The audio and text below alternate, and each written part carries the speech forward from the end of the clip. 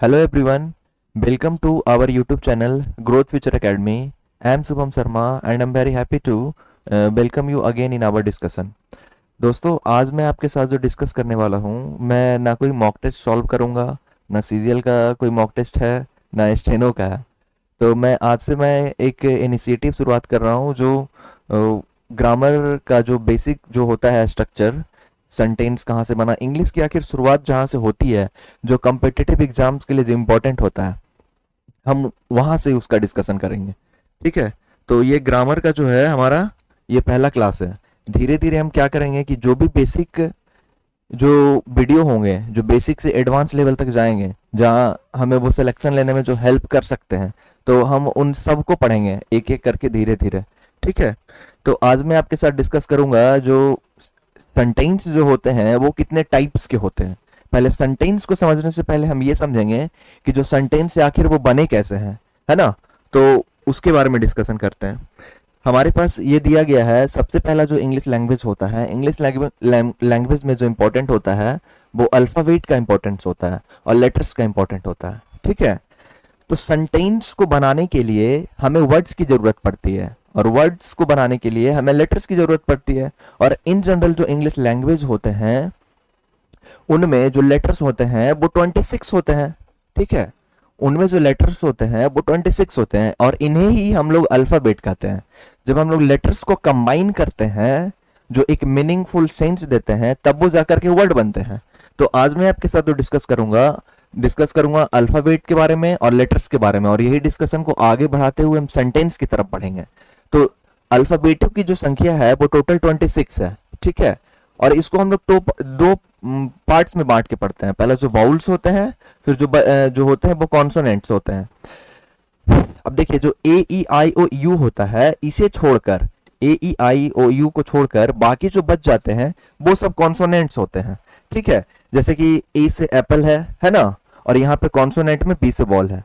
तो ये एक जनरल सा एक डिस्कशन है। ठीक है, यानी कि अगर हमें सेंटेंस को समझना है, अगर हमें इंग्लिश लैंग्वेज को समझना है, इस ब्रह्मांड में जो कुछ भी बना हुआ है वो कभी भी सब्जेक्ट, वर्ब और ऑब्जेक्ट से बाहर नहीं हो सकता है। चाहे इंग्लिश का कितना बड़ा बड़ा किताब लिखा गया हो, जो अभी नॉवेल्स लिखे गए हों, या जो कुछ भी लिखा गया हो, वो उस सारे सेंटेंस में सब्जेक्ट और वर्ब का होना इंपॉर्टेंट है। यानी कि अगर हमें कोई स्टोरी लिखना है तो उसमें सब्जेक्ट और वर्ब का होना जरूरी है। और ये सब्जेक्ट और वर्ब आखिर बने कैसे हैं, इनकी शुरुआत कहाँ से हुई, तो उन सब को समझने के लिए आज का जो हमारा है ये एक बेसिक क्लास है। ठीक है, इसको हम लोग बोलते हैं बेसिक क्लास। और ये बेसिक क्लास कब एडवांस होगा पता भी नहीं चलेगा। ठीक है, तो पहले जो हम शुरुआत कर रहे हैं एकदम बेसिक से स्टार्ट कर रहे हैं। ठीक है, तो मैंने आपको बताया कि हम सबसे पहले शुरुआत कर रहे हैं जो इंग्लिश लैंग्वेज होते हैं उनमें जो 26 लेटर्स होते हैं, लेटर्स को मिलाने से वर्ड्स बनते हैं। ठीक है, लेटर्स को मिलाने से वर्ड्स बनते हैं। अब यहां पे ध्यान से देखिए, हमारे पास जो दिया गया है, how a word is formed, आखिर वर्ड्स का निर्माण कैसे होता है। देखिए, बोल रहा है कि a word is made by combining letters in a meaningful order. देखिए ध्यान से समझिए, जो लेटर्स होते हैं, लेटर्स अगर उनको मीनिंगफुल सेंस में अगर हम लोग नहीं उसको बनाएंगे तब उसका कोई मतलब नहीं होता है। जैसे मैंने आपसे कहा, ये लेटर है, मान के चलिए कैट यहाँ पे दिया हुआ है, CAT, ये एक लेटर है, पहला, दूसरा, तीसरा। अगर इसको हम लोग सही ढंग से रख रहे हैं तब ये जाकर के बन रहा है वर्ड। ठीक है, तब ये जाकर के बन रहा है वर्ड। वर्ड से आगे बढ़ते हुए ये फिर बनेगा सेंटेंस। ठीक है, तो यानी, और ये सेंटेंस तब बनेगा जब इसमें कोई मीनिंगफुल सेंस देगा तब। जब तक कोई चीज मीनिंगफुल सेंस ना देगी तो वो सिर्फ लेटर्स का लेटर्स ही रहेगा। ठीक है, तो वही चीज यहां पे बोल रहा है कि CAT जो दिया गया है, इसमें 3 लेटर्स को हम लोग कंबाइन किए हैं, तब जाकर के यहाँ पे कैट बना है, क्योंकि ये जो दे रहा है एक मीनिंगफुल सेंस दे रहा है तब, है ना। फिर यहाँ पे DOG डॉग को मिला है, तब जाके यहाँ पे एक डॉग बना है जिसका कोई एक मतलब निकलता है। कैट का मतलब बिल्ली, डॉग का मतलब कुत्ता। ठीक है, अगर लेटर्स को सही अर्थ ना दे, जैसे यहाँ पे आप देख रहे हैं CAT लिखा हुआ और यहाँ पे TAC लिखा हुआ है, अगर TAC का कोई अर्थ नहीं निकलता है तो ये जो कुछ भी दिया गया है ये एज इट इज एज रहेगा, यानी कि ये लेटर्स ही रहेगा और इसका कुछ नहीं हो सकता है। ठीक है, अगर लेटर सही अर्थ देगा तब वो जाके वर्ड बनेगा, वर्ड सही अर्थ देगा तब वो जाकर के सेंटेंस बनेगा। ठीक है, अब आगे देखिए, आगे मैं आपको बता रहा हूं कि सेंटेंस कितने टाइप्स के होते हैं, सेंटेंस का फॉर्मेशन कैसे हुआ है। सेंटेंस बोल रहा है कि a group of word which makes a complete sense is called sentence. ध्यान से समझिए, हम बोले हैं इससे पहले कि जो लेटर से शुरुआत किए हैं, कोई भी जो अल्फाबेट होते हैं, अल्फाबेटों में जो 26 लेटर्स होते हैं हमारे पास, उसको हम लोग दो पार्ट्स में बांट के पढ़ते हैं, एक कॉन्सोनेंट्स होते हैं और एक वॉवल्स होते हैं। तो लेटर्स को जब सही अर्थ में कंबाइन करते हैं, जो एक मीनिंगफुल सेंस दे, तब वो जाकर के वर्ड बनता है। ठीक है, लेटर्स को सही ढंग से कंबाइन करते हैं तब वो जाकर के वर्ड बनता है, और वर्ड बनाने के लिए हमें उसका एक मीनिंगफुल सेंस निकलना चाहिए। अगर वो मीनिंगफुल सेंस ना दे तो वो लेटर्स का लेटर्स ही रहेगा। ठीक है, अगर वो मीनिंगफुल सेंस दे रहा है तब वो जाके वर्ड बनेगा। अगर वर्ड्स को सही तरीके से हम लोग कंबाइन करते हैं, जिसका कोई अर्थ निकल रहा हो, तब वो जाकर के सेंटेंस बनता है। ठीक है, अगर वर्ड्स का सही अर्थ निकलता है तब वो जाकर के सेंटेंस बनता है। और इन जनरल जो इंग्लिश लैंग्वेज होता है वो इस सेंटेंस से बाहर कभी नहीं हो सकता है। जितने भी टाइप्स दिए गए हैं, जो कुछ भी लिखा गया है, जितने सारे नोवेल्स बुक्स लिखे जाते हैं, वो इन सारे सेंटेंस के अंदर से ही आएंगे और कहीं से नहीं आ सकते हैं। ठीक है, अब यहाँ पे देखिए, जो हमारे पास जो सेंटेंस के टाइप्स होते हैं, जो इन जनरल हम लोग मान के चलते हैं, सेंटेंस के टोटल 5 टाइप्स होते हैं। ठीक है, पहला होता है असर्टिव सेंटेंस, दूसरा होता है इंटेरोगेटिव सेंटेंस, तीसरा होता है इंपरेटिव सेंटेंस, और चौथा होता है एक्सक्लेमेटरी सेंटेंस, और जो पांचवा होता है वो होता है ऑप्टेटिव सेंटेंस। ठीक है, यानी सेंटेंस के टोटल 5 टाइप्स होते हैं। हिंदी में जो असर्टिव सेंटेंस होता है, इसको हम लोग कथन सूचक वाक्य बोलते हैं, कथन सूचक वाक्य। ठीक है, कथन सूचक वाक्य इसको कहा जाता है। इंटेरोगेटिव सेंटेंस को हम लोग बोलते हैं प्रश्न सूचक वाक्य। ठीक है, प्रश्न सूचक वाक्य। जो इंपरेटिव सेंटेंस होता है, इसको हम लोग बोलते हैं आज्ञा सूचक वाक्य, आज्ञा सूचक। एक्सक्लेमेटरी जो सेंटेंस होता है, इसको हम लोग विस्मयादि बोधक बोलते हैं, विस्मयादि बोधक। ऑप्टेटिव सेंटेंस जो होता है, इसको हम लोग बोलते हैं इच्छा सूचक वाक्य। ठीक है, इन जनरल ये उतना इंग्लिश लैंग्वेज पढ़ते टाइम हमें उतना ज्यादा हिंदी नहीं करना होता है, बस हम समझने के लिए बस बता रहे हैं। यानी कि सेंटेंस के जो टोटल टाइप्स होते हैं वो 5 टाइप्स होते हैं। पहला हो गया असर्टिव सेंटेंस, दूसरा होता है इंटेरोगेटिव सेंटेंस, तीसरा इंपेरेटिव सेंटेंस, और चौथा एक्सक्लेमेटरी सेंटेंस, और जो पांचवा होता है वो होता है ऑप्टेटिव सेंटेंस। ठीक है, यहाँ पे कुछ एग्जाम्पल्स दिए गए हैं। से reads a book, what time is it, close the door, what a beautiful day, may you be happy. ठीक है, ये टोटल सेंटेंस के जो टाइप दिए गए हैं, उसके उसके जो होते हैं एग्जांपल्स वो दिए गए हैं। अब नेक्स्ट स्लाइड की तरफ बढ़ते हैं। अब देखिए, हमारे पास जो दिया गया पहला जो सेंटेंस है असर्टिव सेंटेंस। अब असर्टिव सेंटेंस क्या होता है, अब उसको समझते हैं। अब ध्यान से समझिए, जो असर्टिव सेंटेंस होता है वो एक नॉर्मल सा स्टेटमेंट होता है, वो नॉर्मल सा एक डिक्लेरेशन होता है। जैसे मैं कहता हूं Ram goes to Delhi, Ram writes a letter, I write a poem. यानी कि एक ऐसा वाक्य जिसमें किसी प्रकार का कोई एक्स्ट्रा चीजों को ना बता रहा हो। इस वाक्य में एक ऐसा वाक्य जो प्रश्न पूछने का काम ना कर रहा हो। ठीक है, जो ना कुछ सडन फीलिंग एक्सप्रेशन को वो दिखला रहा हो। ठीक है, तो उस टाइप का जो सेंटेंस, एक ऐसा वाक्य जो एक स्टेटमेंट को बताता है, उसको हम लोग असर्टिव सेंटेंस कहते हैं। और ये जो स्टेटमेंट होते हैं, जो स्टेटमेंट जो बताते हैं, ये 2 टाइप्स के होते हैं। ये जो स्टेटमेंट होते हैं वो 2 टाइप्स के होते हैं। पहला जो होता है अफर्मेटिव होता है और दूसरा नेगेटिव होता है। अफर्मेटिव का मतलब सकारात्मक और दूसरा होता है नेगेटिव का मतलब नकारात्मक।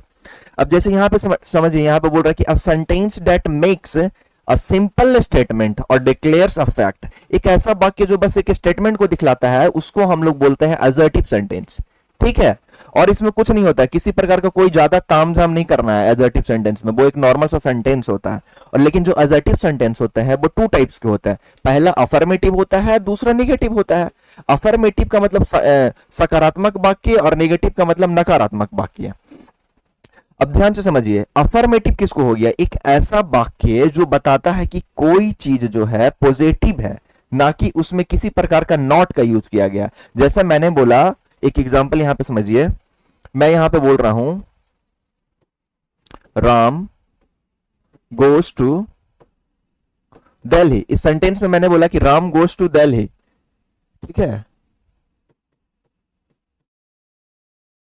राम गोज टू दिल्ली बोला। इस वाक्य में किसी प्रकार का कोई नॉट का यूज नहीं किया गया। अगर सेंटेंस में नॉट का यूज नहीं किया गया और किसी प्रकार का कोई एक्स्ट्रा तामझाम नहीं है, कोई एक्स्ट्रा चीजों को ना बता रहा है, तो उस तरह का जो वाक्य होता है अजर्टिव सेंटेंस में होता है। और अजर्टिव सेंटेंस का वो अफर्मेटिव सेंटेंस होता है। जैसे कि एग्जांपल यहां पे दिया हुआ है, the sun rises in the east, जो सूर्य है वो पूरब में उगता है। बस एक वाक्य है, एक स्टेटमेंट है और इसमें कुछ नहीं है। अब बोल रहे कि सी इज प्लेइंग द पियानो, वो जो है पियानो बजा रही है, बस इसमें और किसी प्रकार का कोई चीज के बारे में नहीं बताया गया है, बस ये बोला गया है। तो एक ऐसा वाक्य जो पॉजिटिव चीज को डिक्लेयर करे उसे हम लोग असर्टिव सेंटेंस कहते हैं। और असर्टिव का वो अफर्मेटिव होगा अगर वो सेंटेंस पॉजिटिव है। अब इसी में नेगेटिव होता है। नेगेटिव का मतलब कि एक ऐसा वाक्य जो नॉट के बारे में बतला है, जो बोले कि डिनाइज अ फैक्ट और स्टेटमेंट, जो बोले कि मैंने बोला कि राम गोज टू दिल्ली, ठीक है, राम है जो दिल्ली जाता है। मैं बोला कि Ram doesn't go to Delhi. अब मैंने यहां पे एक एग्जांपल लिखा, फिर बोला Ram does not go to Delhi, ठीक है। मैंने बोला Ram doesn't go to Delhi. अब देखिए सेंटेंस में नॉट का यूज किया गया है और ये भी एक स्टेटमेंट है, बस बता रहा है कि राम दिल्ली नहीं जाता है। अगर सेंटेंस में बोल रहा है कि राम दिल्ली नहीं जाता है तो ये जो वाक्य हो गया असर्टिव सेंटेंस का नेगेटिव हो गया। जैसे मैंने और बोला, मैं और बोलता हूं आपके साथ,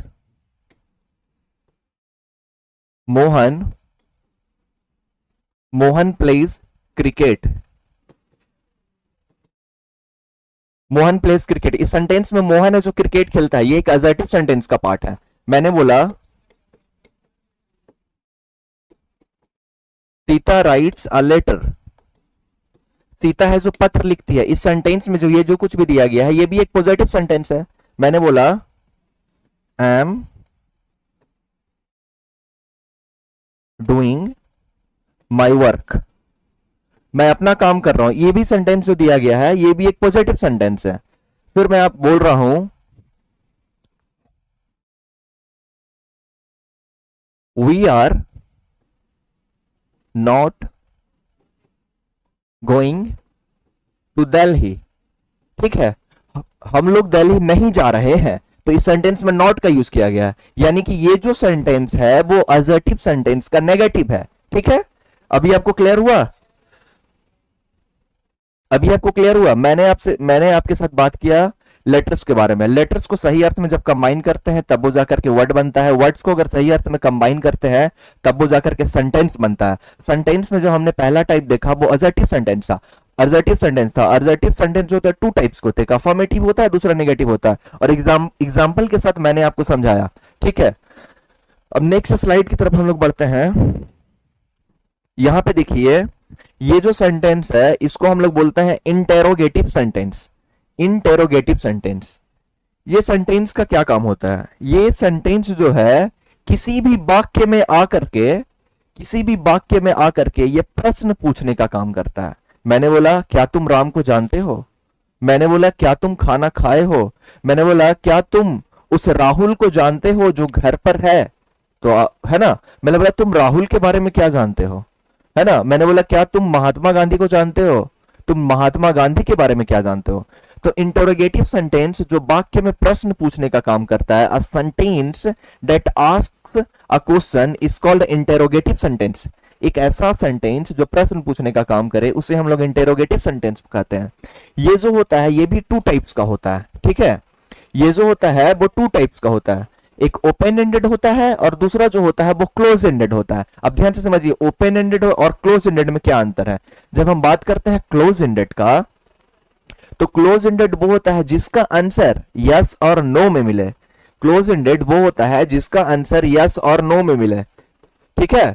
मैंने बोला कि डू यू नो राहुल, आप बोलेंगे यस या फिर नो। मैंने बोला कि what do you know about Rahul, तब तो इसका आंसर आप यस और नो में नहीं देंगे। इसका जो आंसर देंगे आप एक एक्सप्लेनेशन के रूप में देंगे, ठीक है।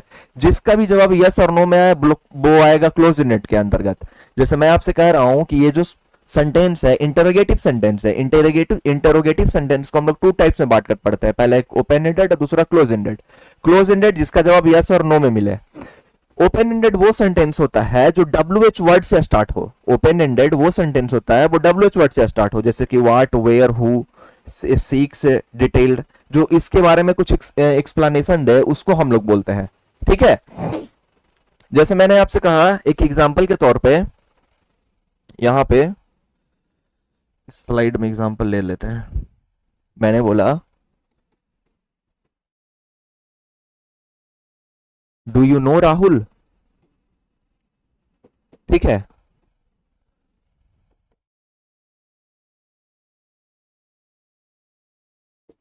एक और example, does he work hard for his examination. इन सब वाक्यों के बाद हम लोग जो यूज करते हैं प्रश्नवाचक चिन्ह का, यानी कि क्वेश्चन मार्क का प्रयोग किया जाता है। ठीक है, तो एक ऐसा वाक्य बोल रहा है कि डू यू नो राहुल, इसका जो जवाब आएगा आपके साथ यस आएगा या फिर नो आएगा। ठीक है, does he work hard for his examination, वो यस आएगा या फिर नो आएगा। तो इस टाइप का जो सेंटेंस होता है असर्टिव सेंटेंस में, सॉरी इंटरोगेटिव सेंटेंस में क्लोज एंडेड होता है। अब यहीं पे एक एग्जांपल मैं आपसे और देता हूं, पूछता हूं what do you know about Rahul. ठीक है, मैंने आपसे कहा कि तुम राहुल के बारे में क्या जानते हो, तो इसका आंसर आपके साथ एक एक्सप्लेनेशन के रूप में आएगा, यानी कि आप कुछ भी बोल सकते हैं।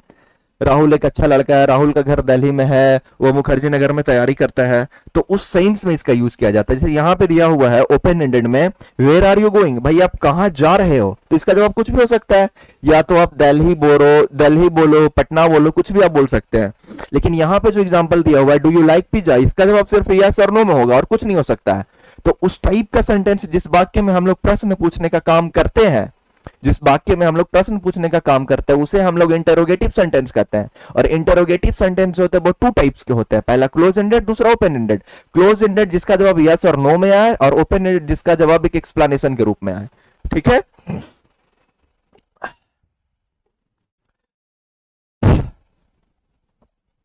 अब देखिए ये जो अगला सेंटेंस दिया गया है जिसको हम लोग बोलते हैं इंपेरेटिव सेंटेंस। इंपेरेटिव सेंटेंस जो होता है वो किसी भी वाक्य में आकर के, वो रिक्वेस्ट करने का काम करता है, ऑर्डर देने का काम करता है, उसे हम लोग इंपेरेटिव सेंटेंस बोलते हैं।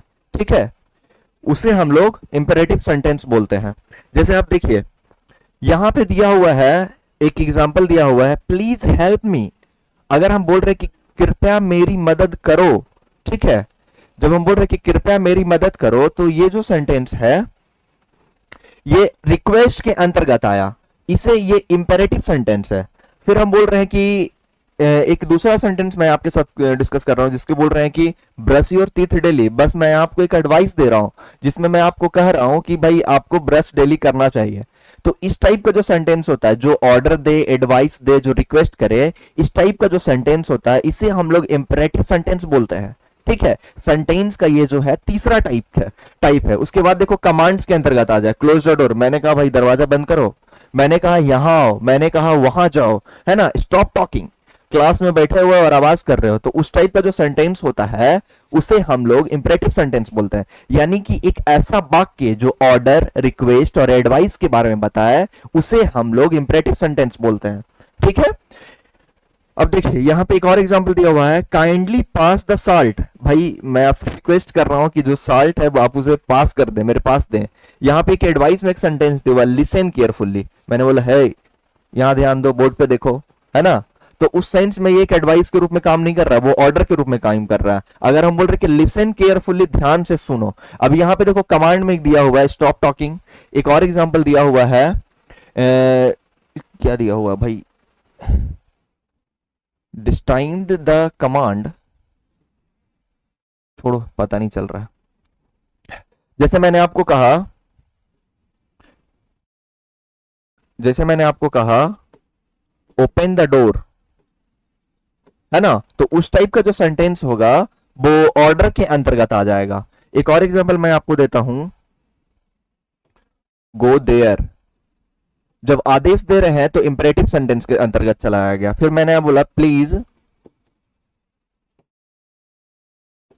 Give me a glass of water, कृपया मुझे एक गिलास पानी दें। जब मैं ऐसा बोल रहा हूं सेंटेंस में, तब मैं आपसे रिक्वेस्ट कर रहा हूं, तो वो सेंटेंस जो होगा इंपरेटिव सेंटेंस होगा। तो एक सिंपल सा बात है, अगर इंपरेटिव सेंटेंस में ऑर्डर, एडवाइस और कमांड को जो सेंटेंस दिखलाएगा वो इंपरेटिव सेंटेंस होगा।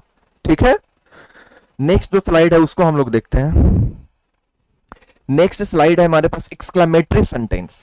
एक्सक्लेमेटरी जो सेंटेंस होता है वो सेंटेंस में आकर के वो आपके हाव भाव को दिखलाता है ना, वो आपके हाव भाव को बतलाता है। अब क्या है कि सुबह उठे, अब आसमान की तरफ देखा और बोल रहे कि वाह कितना अच्छा मौसम है, तो इस तरह का जो भाव होता है, जो एक आपको सरप्राइज और एक सडन फीलिंग एक्सप्रेशन को जो बतला है, उसे हम लोग एक्सक्लेमेटरी सेंटेंस बोलते हैं। ठीक है, a sentence that expresses a strong sudden feelings, है ना, ये जो होता है जो सडन फीलिंग एक्सप्रेशन को दिखला है, इसे हम लोग एक्सक्लेमेटरी सेंटेंस बोलते हैं। इसके साथ हमेशा एक्सक्लेमेशन मार्क का यूज किया जाता है। ठीक है, अब यहां पे देखो, अगर हमको शो करना है, दिखाना है अपने भाव के बारे में, जैसे कहा कि wow what a beautiful view, है ना, तो उस सेंस में जो हम एक्सप्लेनेशन दे रहे हैं कि ये कितना अच्छा व्यू है या, ठीक है, तो उसके लिए कुछ वर्ड कीवर्ड होते हैं, जैसे कि वाओ का यूज कर रहे हैं, आगे एक्सप्लेनेशन मार्क का यूज किए हैं। ठीक है, हाउ अमेजिंग दिस लुक्स, कितना सुंदर दिखता है या, है ना, आगे एक्सप्लेनेशन मार्क का यूज किया, एक्सक्लेमेशन मार्क का। तो एक ऐसा वाक्य जो आपके अंदर अचानक जो भाव पैदा होता है वो उसको दिखलाए, तो उसे हम लोग एक्सक्लेमेटरी सेंटेंस बोलते हैं। ठीक है, जैसे एग्जांपल और कुछ देते हैं, यहां पे दिया हुआ है तो कीवर्ड दिया गया है। आप एग्जांपल यहां पे समझिए, जैसे बोले मैंने what a beautiful flower is, है ना, कितना सुंदर फ्लावर है या। दूसरा सेंटेंस मैंने कहा wow we won the match, है ना। एक ऐसा वाक्य जो अचानक पैदा हुए भाव को दिखलाए, उसे हम लोग एक्सक्लेमेटरी सेंटेंस बोलते हैं। तो इस टाइप का जो सेंटेंस होगा वो एक्सक्लेमेटरी सेंटेंस होगा।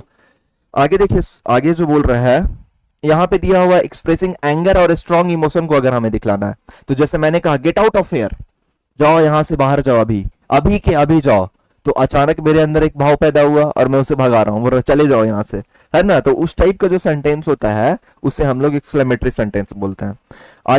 आगे बोल रहा है कि व्हाट अ स्टूपिड मिस्टेक, भाई कैसा गलती कर दिया यार, करना नहीं चाहिए था, है ना। तो उस टाइप के जो सेंटेंस को दिखाए उसे हम लोग एक्सक्लेमेटरी सेंटेंस बोलते हैं। एक हमारे पास नेक्स्ट स्लाइड है। अब जो सबसे लास्ट वाला है जिसे हम लोग बोलते हैं ऑप्टेटिव सेंटेंस, हिंदी में मैंने बताया था इच्छा सूचक वाक्य। एक ऐसा वाक्य जो किसी व्यक्ति के लिए विश करता हो, जो अपनी इच्छा को दर्शाए, किसी के लिए प्रार्थना करे या फिर किसी को अभिशाप दे, इस टाइप का जो सेंटेंस होता है वो ऑप्टेटिव सेंटेंस होता है।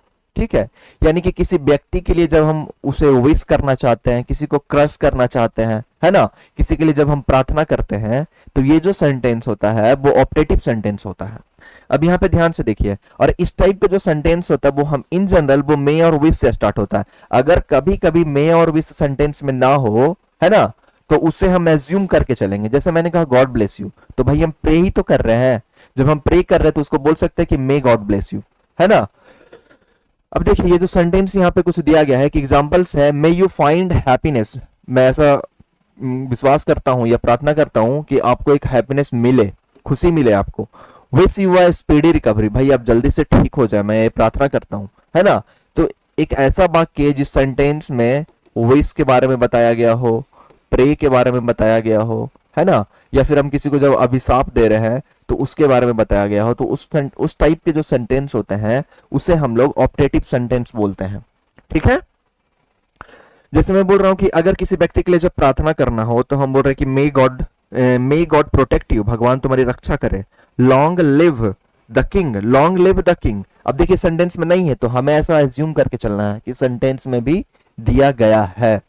ठीक है, अब यहां पे देखिए एक और है, बोल रहा है कि एक्सप्रेस क्रस बोल रहा है कि मे दे फेल इन दियर विक्ड प्लान्स, वो उसका जो भी प्लान है वो उसमें विफल हो जाए, है ना।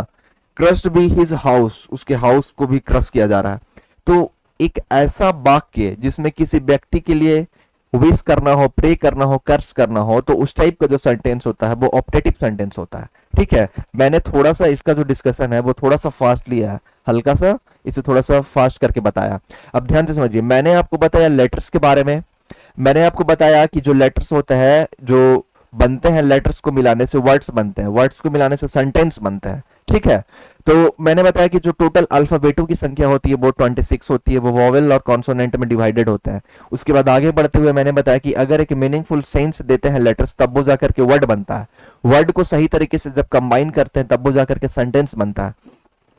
सेंटेंस के टोटल 5 टाइप्स होते हैं, मैंने एक एक करके आपके साथ डिस्कशन किया और थोड़ा सा हल्का सा थोड़ा सा फास्ट करके किया। ठीक है, ताकि कि कुछ वैसा उसमें है नहीं जो बहुत ज्यादा डिफिकल्ट हो और आपको समझ में ना आए, मैंने एक दो बार रिपीट करके भी बताया है आपको। ठीक है, अब देखिए ये जो हमारा चैनल है, आप ग्रोथ फ्यूचर एकेडमी, है ना, तो ये हमारे ग्रामर का आज ये पहला क्लास था, तो थोड़ा सा हल्का सा फास्ट करके बताए हैं। और ये हमारा जो चैनल है ग्रोथ फ्यूचर एकेडमी, आप इन्हें सब्सक्राइब करें और अपने दोस्तों के साथ शेयर करें। धीरे धीरे इस पे सारे वीडियोस अपलोड होंगी, चाहे ग्रामर की हो, चाहे वोकेबलरी की हो या कॉम्प्रिहेंशन की हो। थैंक यू फॉर वॉचिंग, धन्यवाद।